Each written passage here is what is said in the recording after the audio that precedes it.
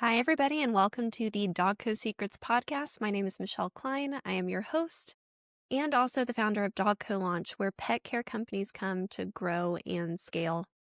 And today I want to talk to you about underestimating yourself. I'm really excited to get into this because I think as entrepreneurs, oftentimes hitting our goals, what happens in our business really comes down to the way that we choose to view ourselves, the way we get out of our own way.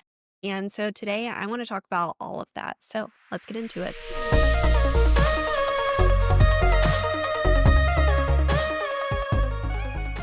So I picked this podcast topic a while ago and then had kind of a fun intersection of an email that I received a few days ago where someone was asking me, they were like, hey, here's a target that I've set. I want to know how realistic this is. And I loved this question because it honestly paired so well with what I wanted to talk about today. Because when we're looking at these growth targets, when we're looking at these goals, that's a really tempting mindset. Is like, is it feasible? Is it realistic? And I think those are the wrong questions to be asking, which was what I told this company. And I'm so excited to kind of help them track towards those goals and want to break down why I think that's the wrong question to be asking. So this is a belief that I know gets me into trouble. It is just so part of who I am. I literally believe that I came out of the womb with this deep belief I can do whatever I want to do. Did that serve me as an employee in my past lives? No, it did not. I was probably pretty miserable to employ because I was always trying to get out of my lane to try new things and do new things. But I came preloaded with this belief I can do whatever I want to do. I think that belief in entrepreneurship has served me really well. Because what I've come to believe and come to realize is the question is not, can you do something?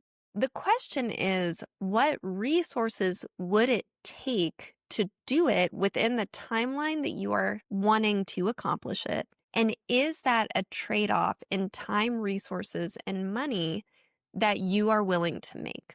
Because anything is possible. I've seen companies jump in revenue in this business model, in a pet care business model, in under 6 months by over $50,000 a month. I've seen it done. It's incredible. And there are a lot of trade-offs there. That type of growth is fast and it's scary and it's exciting. And it takes a lot of intention and it takes a lot of planning. And so I think the question is, what trade-offs would it take to get where you want to go? And is there merit in slowing down? Y'all know I'm the queen of wanting to go fast and wanting to scale. And what I was sharing with this company is that anytime we set a growth target that aggressive, which is amazing, it comes at an accrued cost potentially within the company of taking shortcuts in maybe really developing out our staffing pipeline so that we're not always behind and trying to catch up.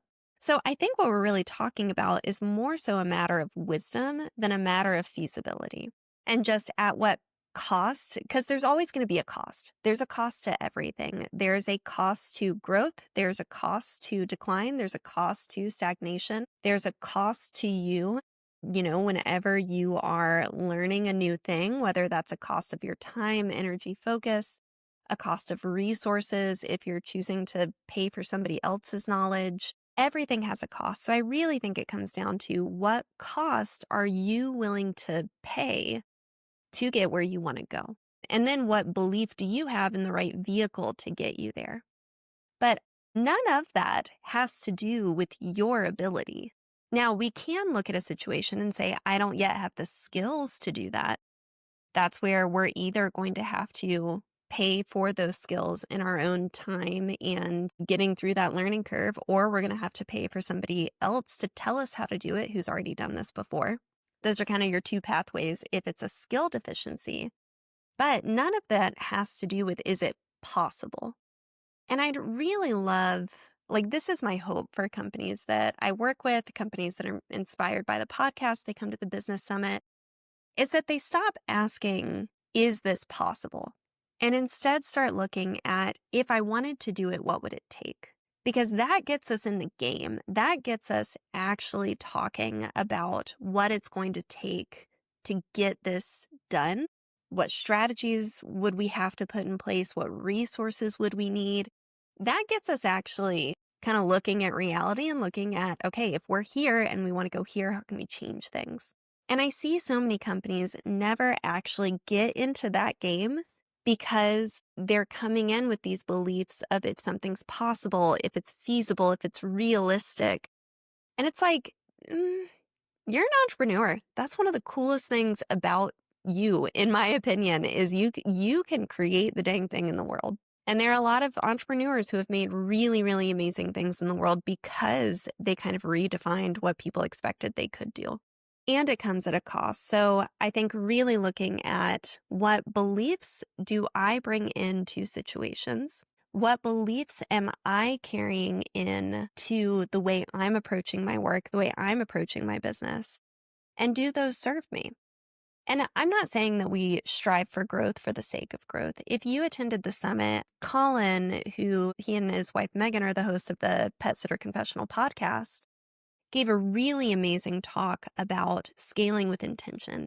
Because when we scale just for our own ego, that leads to really poor places. Like we shouldn't grow for the sake of ego. We shouldn't look at something and grow, only for the sake of saying that we did or, to fuel some type of belief about ourselves. Well, I could deconstruct that further, but maybe we'll come back to it at some point. But instead, I do want companies to challenge what is possible, quote unquote possible, because anything is possible. We've seen the invention of AI. Like anything is possible. It's not what could you do, it's how could you do it.